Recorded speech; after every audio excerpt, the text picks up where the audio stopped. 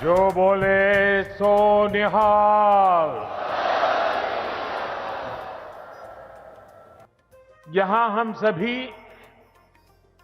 श्री गुरु तेग बहादुर जी के 350वें बलिदान दिवस पर उन्हें नमन कर रहे हैं।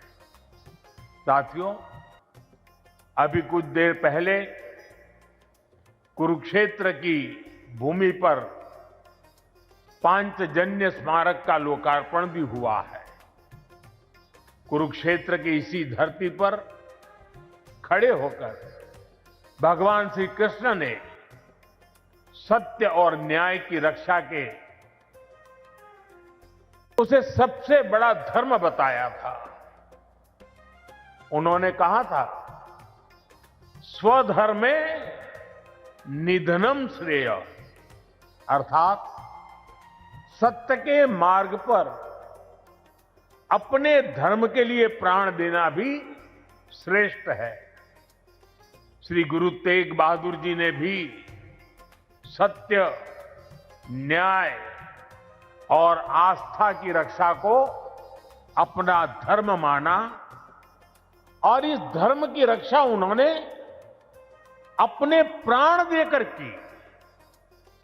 इस ऐतिहासिक अवसर पर भारत सरकार ने श्री गुरु तेग बहादुर जी के चरणों में एक स्मृति डाक टिकट और विशेष सिक्का भी समर्पित करने का सौभाग्य पाया है। मेरा कामना है हमारी सरकार गुरु परंपरा की इसी तरह निरंतर सेवा करती रहे।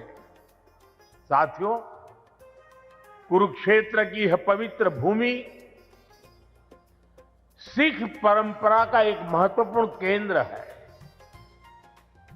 इस भूमि का सौभाग्य देखिए, सिख परंपरा के लगभग सभी गुरु अपनी पावन यात्रा के दौरान यहां आए।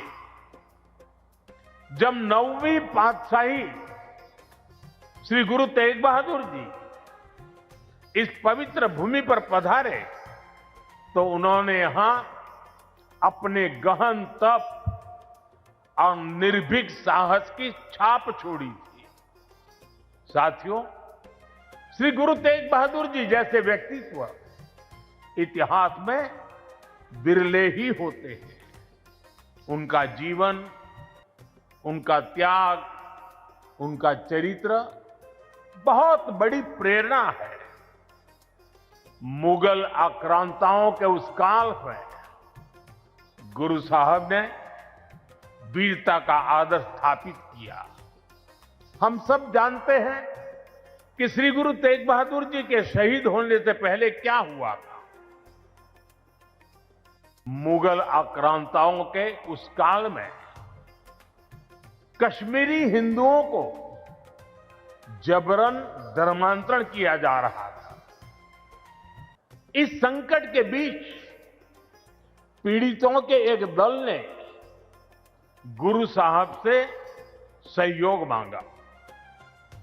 तब से गुरु साहब ने उन पीड़ितों को जवाब दिया था कि आप सब औरंगजेब को साफ साफ कह दें, यदि श्री गुरु तेग बहादुर इस्लाम स्वीकार कर लें तो हम सब इस्लाम धर्म अपना लेंगे। साथियों, इन वाक्यों में श्री गुरु तेग बहादुर जी की निडरता, उसकी पराकाष्ठा थी। इसके बाद जिसकी आशंका थी वही हुआ। उस क्रूर औरंगजेब ने गुरु साहिब को बंदी बनाने का आदेश दिया, लेकिन गुरु साहब ने खुद दिल्ली जाने की घोषणा कर दी।